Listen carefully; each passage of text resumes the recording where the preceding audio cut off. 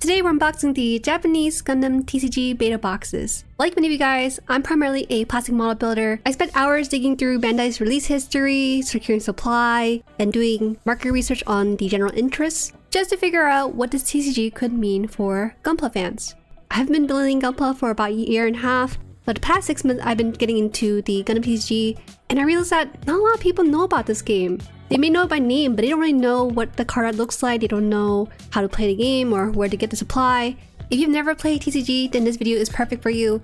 I want to give a comprehensive view of the card game to make sure that you get the most informed decision about the game. And also because Bandai kind of make things a little complicated. For some background, the Gundam TCG is currently released right now in your local card game store. I have not found any in retail stores quite yet, but that may or may not happen in the future. This beta box is something that was released prior to the game's official release. There was 2 ways to obtain this. One way was through the premium Bandai website, which was sold in about 10 minutes by the way, and also through your local card game store. In my opinion, it's not the most ideal way to distribute the cards for people to try. For example, I have never stepped foot in the card game store before. One of the stores that was near me had only 16 beta boxes and 70 people in line waiting. I cannot stress this enough. It's crazy how little supply there is for this game. I'm really hoping that this is not reflective of how the game will be in the future. Beta boxes are retail $70, with shipping increasing to about $80, but you get quite a few things with it, which I think makes it worth the price. It comes with 16 booster packs with 9 cards each, 1 legend rare card, 1 starter card set, 2 rules/play sheet, and 6 dice damage counters. You're probably wondering why I have the Japanese beta boxes, because there was very little English printed, and right now they're about $500 on the secondhand market. Let's talk about the game itself. Is it good? Is it just riding the brand? And honestly, first reaction with the card itself, it is so high quality. The cardstock is very thick. It's not that bendable. I think it's very comparable to stacking about 5 Pokemon cards on top of one another, and that's the sort of thickness and durability you get with these cards. The artwork is just immensely beautiful. I'm very grateful that they use original art for these cards, and not just that, they include holo foils, which is standard in card games, but they take it to the next level by adding etchings and what looks like kind of like panel lining, basically raised lines that outline and enhance the look of these mobile suits. And I can't stress enough just how advantageous it is that each of these cards are full art. We're not talking like those little preview window that you get on card. We're talking each single card being this unique full art card, which is awesome. These beta box cards will have the beta symbol on the top right to let you know where it's from, and also the rarity as well, LR being legendary rares. Now, a game can't just derive on collectability, we also should look at the card game. For context, I'm someone who has never played a card game. I've collected Pokemon cards, I've collected Yu-Gi-Oh cards as a kid. For Gundam TCG, it is pretty easy to pick up actually. In this game, you can pair any pilot with any mobile suit, but you have special bonuses for Link pilots and mobile suit. For example, if you link Char with his signature Zaku, he gets to attack right away, which encourages you to link the appropriate pilot to the mobile suit. One major drawback of this game is that currently there's not a lot of ways to draw more cards. It means that towards the late game, you're going to be top decking, meaning with the empty hand, you're going to have to draw from your deck and summon it right away in the same turn, not letting you build any new strategies. In time, I'm sure that there'll be more cards to answer this sort of problem, but right now it's kind of tough with the limited availability of the actual card game itself. At one point I got really deep in the Gundam TCG, enough so that I joined a Discord for people who were interested in the game. Talking to some people, I learned a lot of things about this game. First and foremost, this is roughly the 5th attempt at a Gundam TCG. In the past, Bandai has released Gundam TCGs, but they have either been exclusive to Japan. Some of the card art look a little kind of not that great, unfortunately. And so with this newest iteration, they're trying for a global release, global push.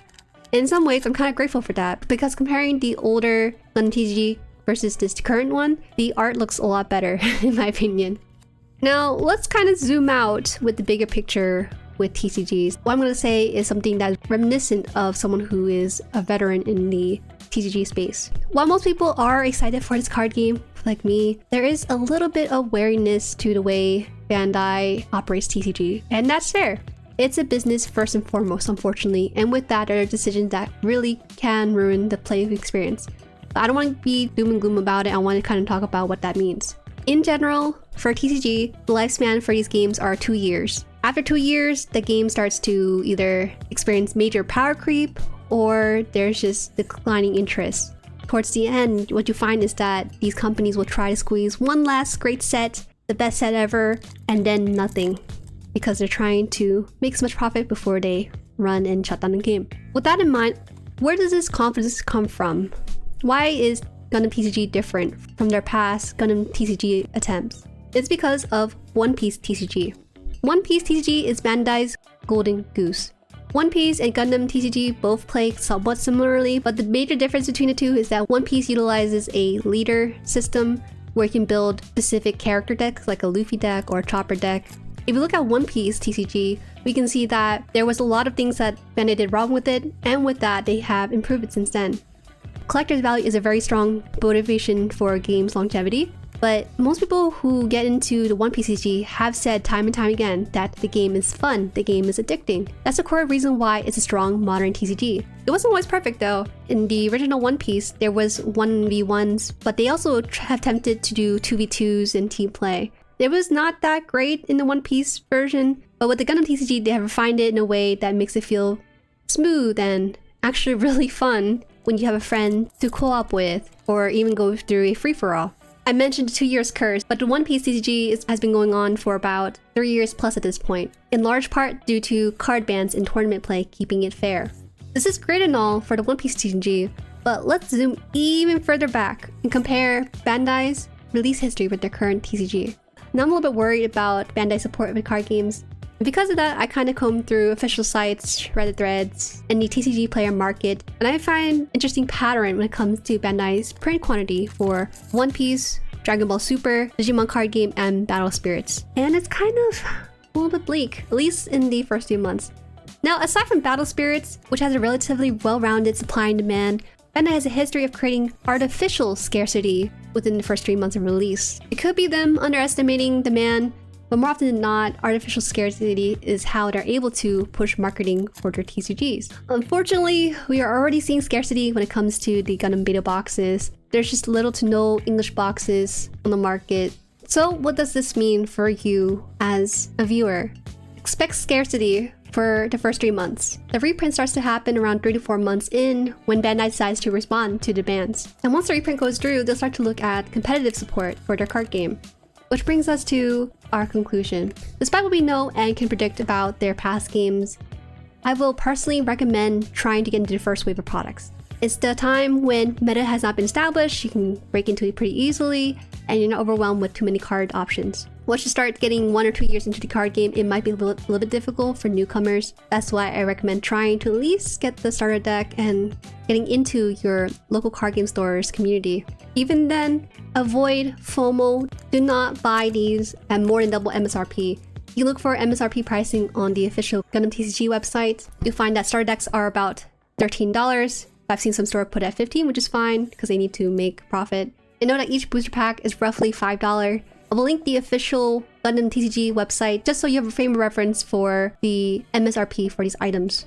Lastly, wait for reprints. Wait 4 to 5 months down the line when the initial wave has already disappeared. Okay, wait for reprints.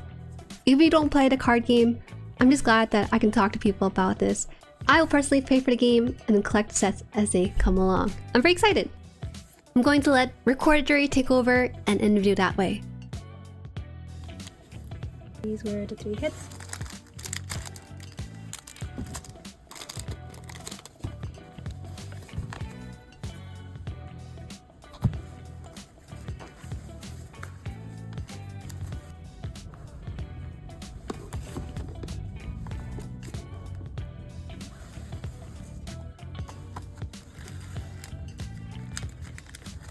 Bye-bye.